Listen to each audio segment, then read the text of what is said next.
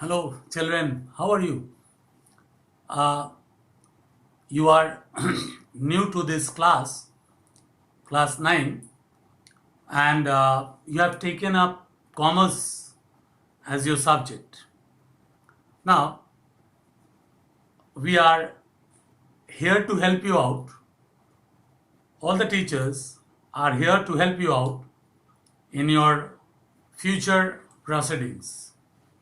Don't get nervous, don't get upset as because we are far away from you. But no, don't think that. We are very near to you.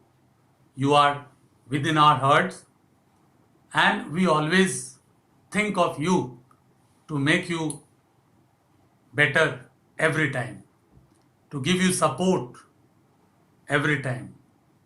So we are trying our best to give as much as we can from our end. By this time, you have done definition of economics, basic concepts of economics, economy and economic entities, and the basic problems. And the last week, we started with capitalistic and socialistic economy. It was chapter 5, and we are trying to continue with that chapter. I'll give you some important uh, what should I say, suggestions about this chapter, and we will discuss certain features, certain questions of this chapter. This is a very important chapter because our world is divided into two types of economies. One is developed economy and the other is developing economy. Rather, we may call it underdeveloped economy. But children, our developed economy is one where mostly we find a great amount of competition among the producers. So, broad categories of economies are developed and developing economy. The broad categories. If you find, what do you mean by developed economy?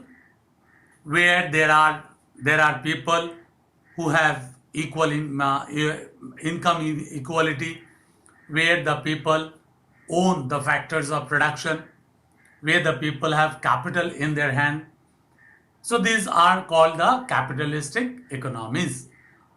Just like USA, UK, these are all capitalistic economy or developed economy. There are economies which are developing, like our own country, India, is developing. It's developing in nature. What is the meaning of that? We are not like the developed countries. We are like the countries, or we fall in the countries, a group of countries whose economy is developing, where income inequality is there, where you find unemployment in large scale, productive resources are owned by those people, where the people who have money in their hands, mostly the people are middle class people. So let's see, here in this chapter, our topic for the day is capitalistic and socialistic economy. Capitalistic economy, what are the features of capitalistic economy? In your syllabus, only the meaning of capitalistic economy, the features, then the socialistic economy and its features, mixed economy and its features are there. No demerits, merits, nothing to be done. Just this much, and here I have written down in points. You will also write it in points, but you must explain those points. the questions are minimum marks is 2. Those are compulsory questions, and there are some. Section B consists of optional questions. There are choice in it, and it consists of marks, 7 marks and 8 marks. 7 and 8. The long questions are of either 7 marks or of 8 marks. So when you are writing 8 marks question or 7 marks question, it must be a descriptive one. You write the points, then you explain those points. In 2 marks question, there may be some explanation also, but you need to write it in short. We have shown it, or I have shown it in your previous chapters, how to write the answers.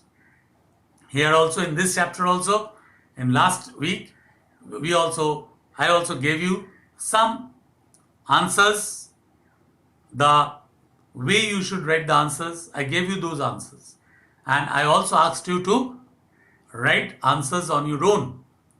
I gave you some homework also. So let's see, recapitulate those things, the last day's lessons. See, what is capitalistic economy? Capitalistic economy, you have a freedom of choice, where that is, you can choose, the people can choose from varieties of products, because there are people, there are producers, many producers, and all of them have capital in their hands. So they can produce their own goods and they can supply the goods into the market.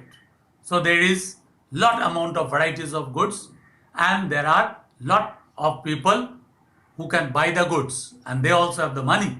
So there are variety of choices of the goods. Next comes private property. There is existence of private property.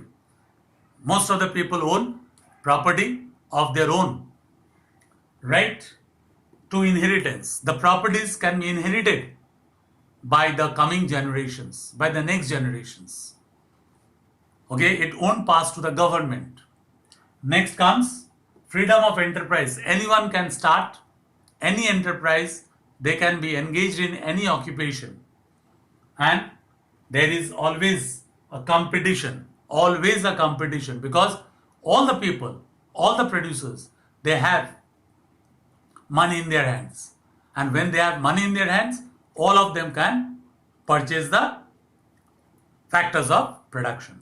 So there is always a competition among themselves to produce varieties of goods. One who can produce more goods, one who can supply more goods according to the demand, they will gain more profit.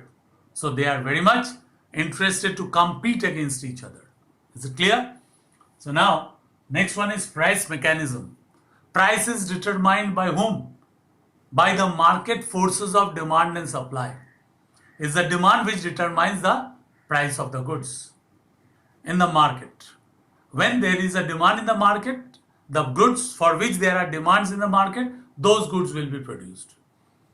No other goods are to be produced. It depends upon the demand in the market, and it depends upon the supply depends upon the demand.